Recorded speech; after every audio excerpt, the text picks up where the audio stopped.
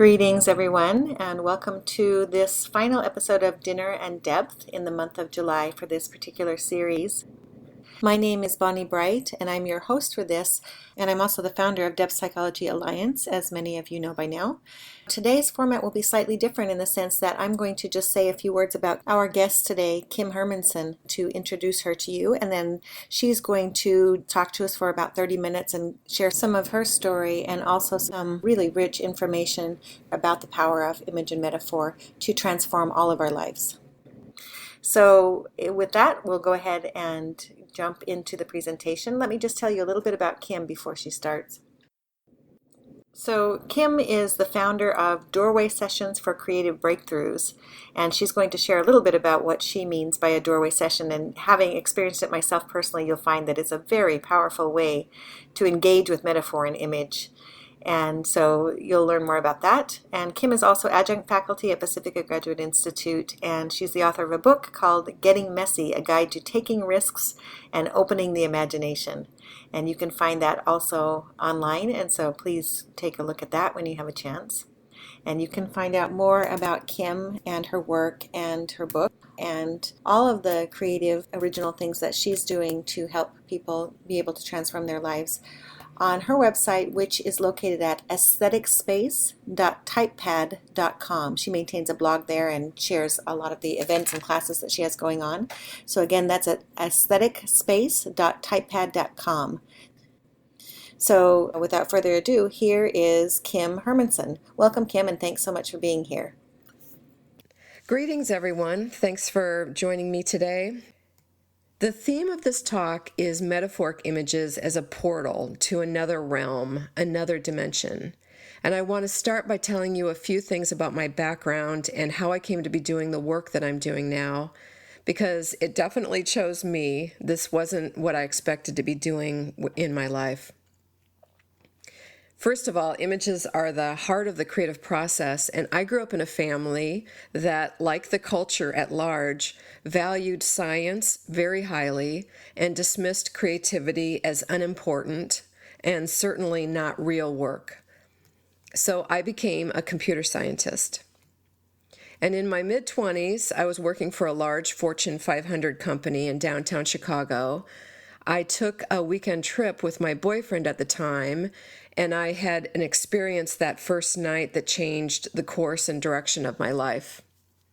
We had traveled to the Upper Peninsula of Michigan, and driving along the highway at 65 miles an hour, a car crossed the center line and hit us head on. I was wearing a seatbelt, but because of the position I was sitting in the car and the force of the impact, I was critically injured. I broke T12 in my back, and my spinal cord was displaced by 40 degrees. I was given less than 5% chance of walking again by the doctors who eventually examined me at the Mayo Clinic in Minnesota, where I was airlifted. I did recover from that accident, and I was able to walk again after many months. And there are two parts to that story that are important for this talk today. The first is that first night when I arrived in the volunteer ambulance at this county hospital in the middle of the night somewhere, in excruciating pain and traumatized, the nurse walked over to me after she saw my condition, and she whispered in my ear to imagine that I was floating on a cloud. So I closed my eyes and I imagined myself floating on a cloud. And that shifted everything. It relaxed my body. It was comforting. At that point, I was facing the fear of never being able to walk again.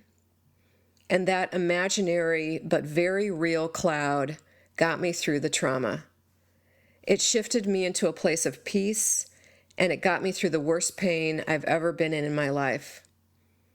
And that was my first real experience of the power of metaphor and the metaphoric realm and how central it is for shifts, breakthroughs, and healing. So let's try that right now, just briefly. Close your eyes for a moment and imagine that you're floating on a cloud.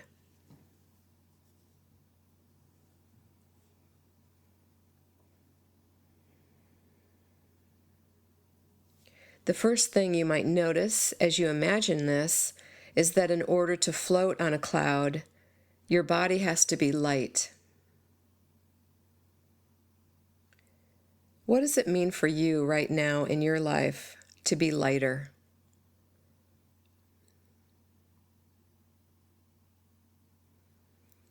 And whenever I work with metaphor, the quality that always comes through is gentleness.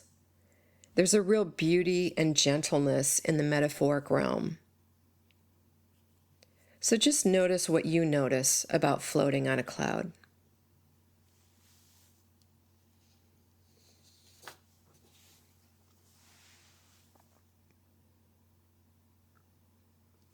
You might want to notice whether you feel like staying on this cloud, whether the cloud feels like moving or shape-shifting into something else. We're working with the creative process when we work with metaphor, so things are always in movement. I'm going to move on to the rest of the lecture now, but I wanted to give you that quick demonstration to show you how metaphor has the capacity to shift us into a new state and a new way of being, and all it takes is a moment to tap into it. The second part of the accident story that I want to share is this, and it's only in looking back on it years later that I put the dots together. In the months leading up to that accident, I worked out for 2 or 3 hours every single day, intensely. Intense lap swimming, intense racquetball with my coworkers. I was intensely working out in those months. And I've never done that before or since. It was like some part of me, some unconscious part of me, knew that the accident was going to happen and was preparing for it.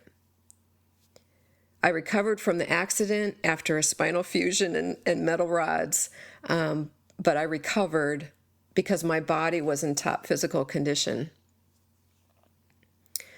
So as I said, that accident changed the course of my life. I was in recovery for a long time, so it gave me a long time to reflect on my life and what lit me up. And I realized that I loved learning. I was working in the artificial intelligence field, so I was trying to be close to learning, working with computers, but I wanted the real thing. And I had become disillusioned with artificial intelligence, realizing that there was no way that computers could replace humans at their best, at their most creative, most realized selves. The creative is where we're most alive.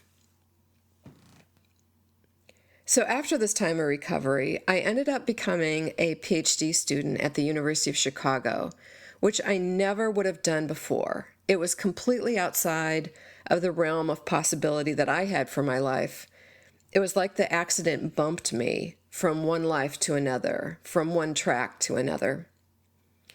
I got a PhD at the University of Chicago in adult learning. My advisor was Mihai Csikszentmihalyi, the author of Flow and many other books. And he asked me when I was a student with him to co-author a couple of articles on learning in museums. And if you're interested in those, you can look those up online. So graduate school was a wonderful experience. And when I graduated, my left brain was completely fried. I couldn't look at words without feeling nauseous, and even words on the back of a cereal box made me feel really ill. So for lack of anything better to do at the time, since I couldn't read or write, I started giving psychic readings at the Berkeley Psychic Institute. I had moved to Berkeley, California after I got my PhD. Giving those readings at the Berkeley Psychic Institute turned out to be an important part of my life path and not just a frill thing to do, although I didn't know it at the time. I was just looking for adventure and new experiences now that I was in Berkeley, and I thought I was doing something really crazy and wacky. When I gave the readings, I noticed that I wasn't predicting people's futures. I was going under the surface and reading what I call the metaphoric realm. I wasn't telling someone they were going to meet a tall, dark stranger. I was looking at whatever they were asking about and looking under the surface. I might say something like, you're in the mud right now, but you can move. It's just taking longer than you expected. Or that direction is closed to you, but there's an opening to your left. What does the left direction mean to you? I was looking at their creative process metaphorically. This space, this non-ordinary dimension, is precognitive, and it's the place where we can see things before they manifest in the ordinary world. We can tap in and work with that energy, and that is exciting.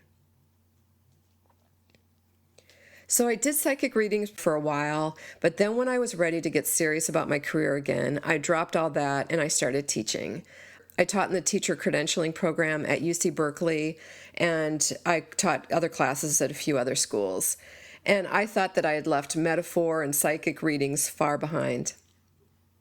So about 7 years pass, and I'm interviewing for a teaching position at a graduate school in the Bay Area. And the president of the school in the interview sort of looked at me quizzically, and then he said, "Instead of trying to fit you into our program and have you teach something on our roster, why don't you tell me what you'd like to teach?" And it was a prophetic moment and a prophetic question, because Spirit spoke through me and said, "Metaphor." I was in shock. I didn't know anything about metaphor as an academic subject and how it related to psychology. And while I was in this state of shock, the president of the school picked right up on it like nothing out of the ordinary had just happened and said, "Great, we'll call it the psychology of metaphor." And I walked out of that office not knowing what I was doing or what was going on. And the first class I'd be teaching was going to be a class of PhD students that would start in 2 months. But not surprisingly, since Spirit was speaking through me that day, Spirit developed the class for me.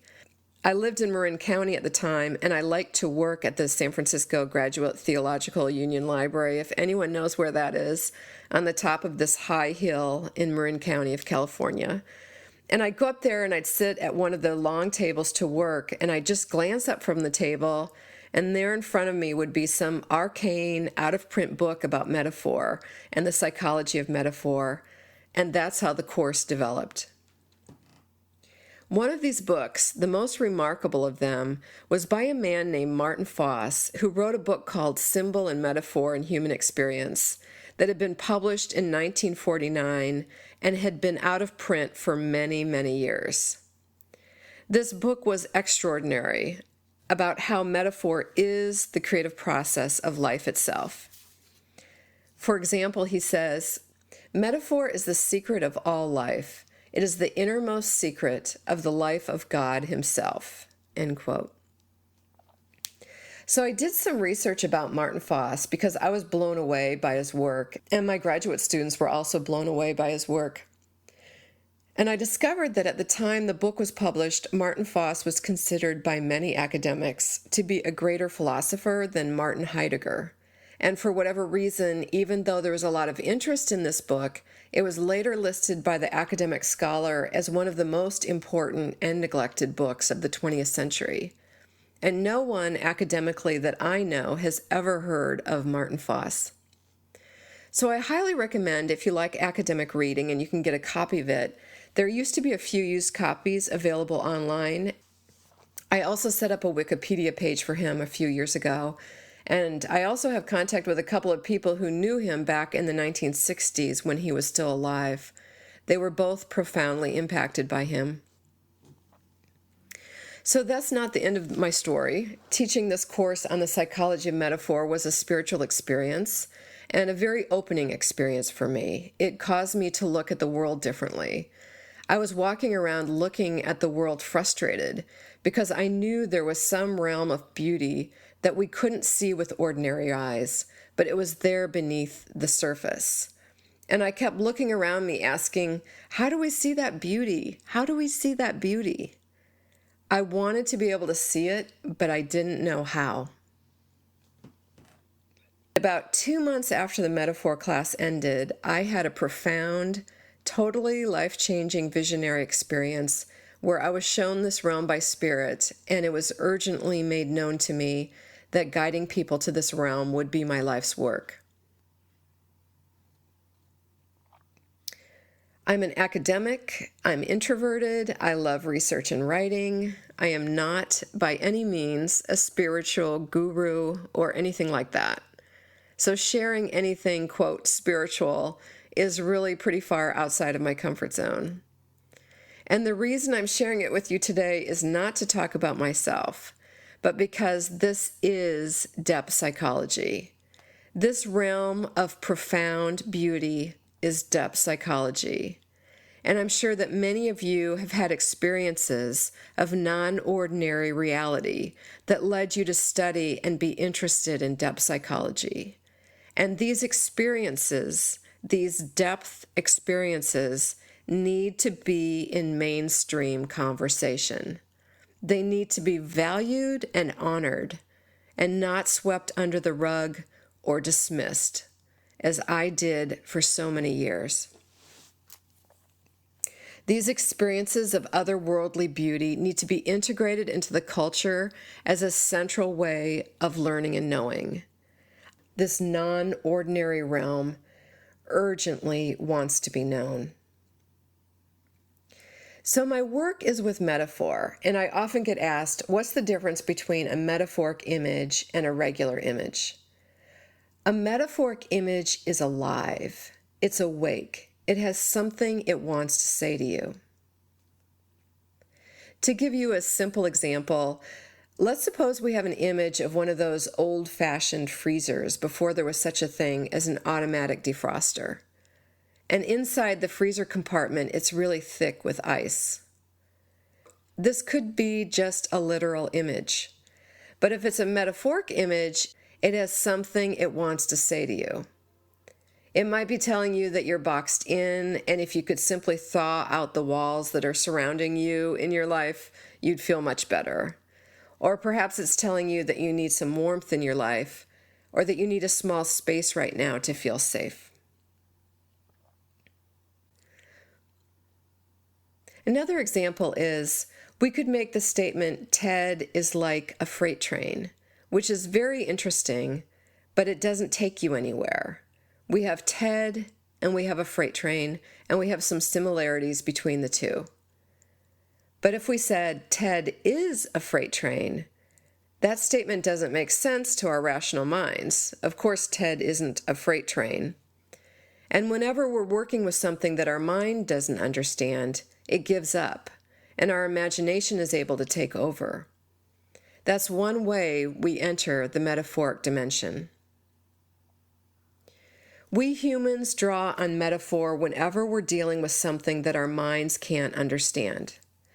Unexpected life events, times when we feel confused or overwhelmed, or whenever we're stepping into something that's unknown or uncertain, we grasp for metaphor to make meaning. We might say, I'm in over my head, or I don't feel grounded, or I feel small.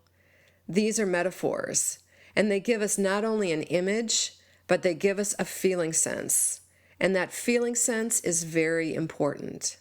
That feeling sense gives us a direction, and I'll say more about that later.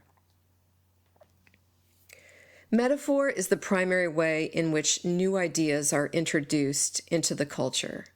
It's the heart of the creative process, as I said before. The physicist Niels Bohr and his work on the atomic structure and quantum theory was inspired by the metaphor of cubism and cubist paintings. Chaos theory, cloud technology, having a desktop on your computer, the examples of metaphor in the scientific realm are infinite. When scientists or any of us try to create something new or introduce a new idea, we have to use metaphor. And in the case of every historic scientific discovery and invention that is researched carefully enough, we find that it was metaphoric imagery which produced the breakthrough. As many wise men have said, Carl Jung, Einstein, etc., problems aren't solved on their own level. We have to go to a place that's higher, a place that resolves the polarities. Metaphor runs throughout our culture, of course, but it's underground. It's under the surface of how we view things and what we do and say. It shapes our learning and our perspective in ways we're not even aware of. It's not something we pay attention to because it's underneath the level of language. I'm just going to give you a quick example. Many years ago, I attended a large conference on social change, and one of the keynote speakers was talking about his work protecting the rainforest. And as he spoke, it was clear that the primary metaphor that was driving his work was war. He was at war with the large corporations and others that were plundering the rainforest. Now, his work could be guided by a different key metaphor. And the question is the key metaphor that's guiding his work that is so important in this world, is that image generative and expansive and healing? Is it taking his work into new possibilities, into new creative terrain? Or is the focus and perspective, the lens that he's looking through, is it keeping him and his work stuck and small? Because when we're in a polarity with something or some organization or some person, we're stuck. Many of our unconscious metaphoric images are coming from our culture, from our egos, from our fearful minds. They're not coming from this amazing aesthetic dimension of beauty and creative possibility. All of you are living your lives by primary guiding metaphors. And each situation that you encounter in life, each little problem that needs to be addressed, each relationship in your life, they all hold metaphoric lenses. The question is that metaphoric lens serving you? How might it be more expansive and more generative? There is a dimension that we can tap into that will open up your life, expand whatever it is you're doing, and show you new opportunities, creativity, and resources that you never would have known were available to you. When I work with clients in doorway sessions, we step into the metaphor, which brings us to this other dimension, the feeling dimension. And we learn and navigate our way around this dimension by feeling. I grew up in a farming family in Iowa. My father was a farmer, his father before him, and generations beyond that. So growing things in the soil have always been key images for me. This dimension is like fertile soil. The example I often give is to imagine that you're a worm in the soil. You can't see your way ahead. You navigate your way in the soil by feeling. Albert Einstein described it as a feeling for the order lying behind the appearance.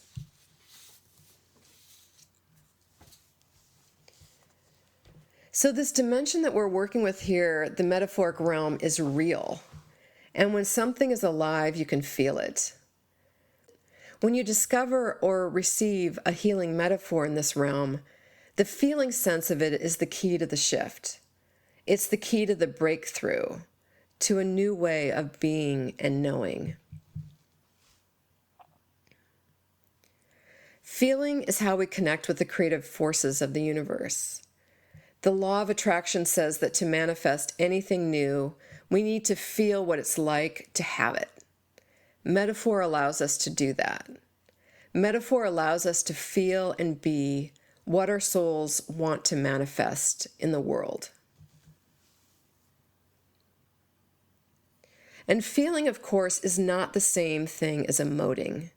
Raw, undirected emotion like anger, fear, rage, frustration, grief actually gets in the way of our ability to step into and feel the subtle wisdom of a metaphoric image. In fact, our minds often interpret metaphoric images like darkness or caves or ropes as negative.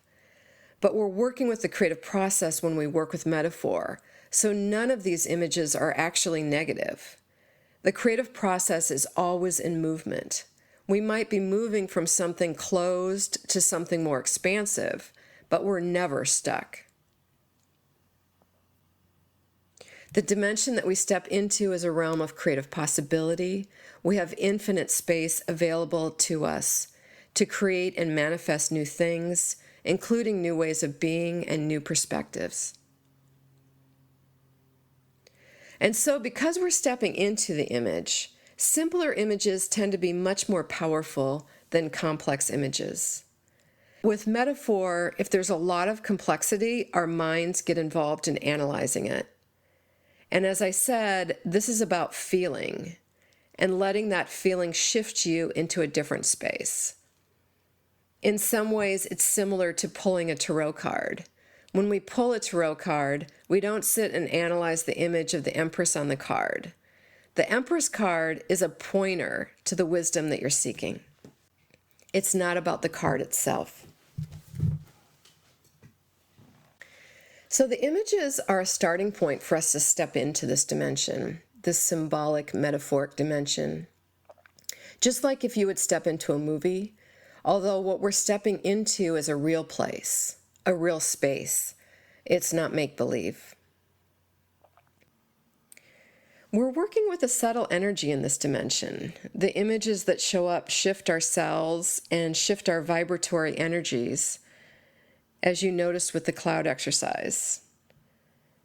After we've stepped into the image and felt its wisdom, that image continues to work us in a non-cognitive way. We don't need to spend time analyzing it or figuring it out. The shift in this dimension comes in feeling it in your body. When you've done that, you've experienced its wisdom. The work is gentle, beautiful, and directional, and it has a way that it wants to move. This is the creative movement of life. I find this dimension fascinating. It's fascinating to me how real it is, and how exquisitely beautiful and intense it is, and how it's a very powerful source of change in life, and yet our culture doesn't see it or value it. And I want to thank you all for being pioneers with me. There are many examples throughout history of cultural change happening by someone finally being able to see something. For example, we've probably all heard the story of Columbus's ships out at sea, and the shaman on the tribe couldn't see them at first. They were outside of his frame of reference. I've also heard about a tribe in Africa called the Himba tribe that can't see the color blue. If there's a blue square next to a lot of green squares, they think they're all green. They can't see the blue square. To our Western eyes, the blue square is screaming out for attention, but they can't see it. And I'm not saying this to give an example of how superior we are, because our culture has many things that we don't see, and this realm is one of them. Another thing that's fascinating to me is how our minds believe that complex problems require complex solutions. So we work so hard trying to come up with complex plans and schedules. But what's true is that when we shift our energy, when we shift our perspective, everything changes.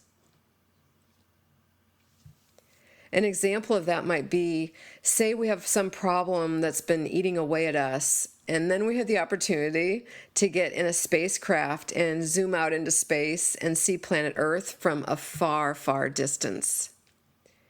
I'm sure that whatever issue we had in our regular life is going to be forgotten in the midst of that profound shift of perspective and witnessing the immense beauty of planet Earth. That's what happens when we step into this realm, when we really step into it. We see and feel things differently. Another fascination for me is that there's such beauty and simplicity. I'm fascinated by beauty. This realm is a realm of deep beauty. I want to share something that Greg Braden wrote in his book, Secrets of the Lost Mode of Prayer. And by the way, I do believe that metaphor is the lost form of prayer. It was how ancient humans communicated with one another and how they communicated with the earth and its animals. This form of communication was lost when spoken and then written language became widespread. So here's what Braden writes. The power of beauty is real. In its presence, we are changed. The power of beauty appears to be dormant until we give it our attention. While it may very well have the power to change our world, that power is asleep until it's awakened. And we are the only ones who can awaken it. As the only form of life with the power to experience beauty, it is awakened only when we acknowledge it in our lives." End quote. He might have intended this statement to mean something in a general way, perhaps about the beauty of the natural world, but to my mind, his statement is much deeper than that. We have the power to open up and tap into this realm of deep beauty. When something of exquisite, non-ordinary beauty happens to you, I hope that this talk will be something that you can draw on to help you integrate the experience, validate and honor it, and share it with others.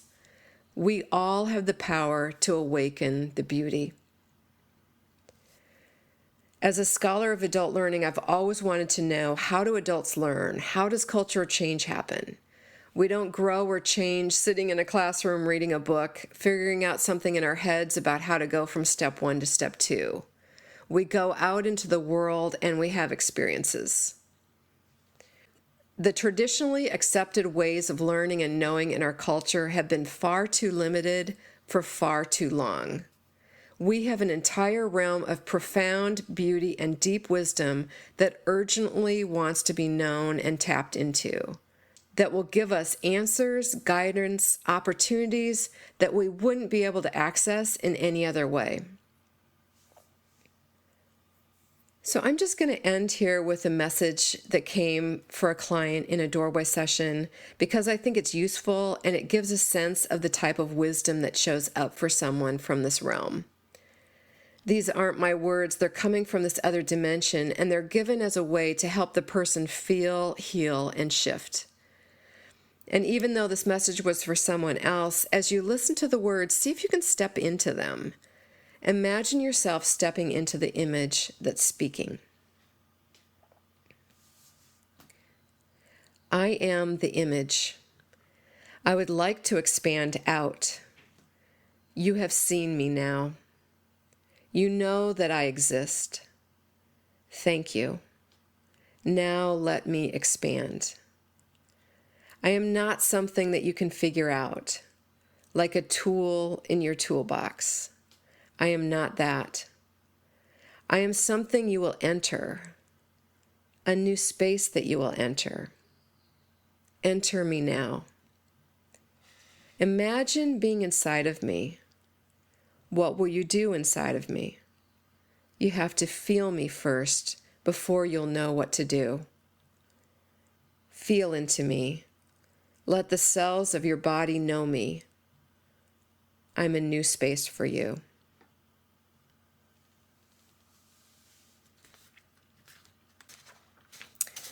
So thanks so much for joining me today. I'd love for you to join me for a doorway session. If you're interested, I also do groups. You can find me at kimhermanson.com. And if you go to my website, kimhermanson.com, there are some free offers there. There are 2 documents you can download for free. One is called 5 Tips for Creative Breakthroughs, and the other is Doorways into the Creative, which gives further information and guidance for entering this realm. I also have lots of articles about metaphor on my blog, and if you're interested, check out my book, Getting Messy, A Guide to Taking Risks and Opening the Imagination. Okay, well, thank you so much, Kim, for that really remarkable talk, and it was just such an incredible pleasure and so interesting to hear your story and to also delve a bit into the power of metaphor. And for your information, Kim is going to be offering a free teleclass that will allow you to experience this technology that she's created. I call it technology. It's kind of a psychological technology.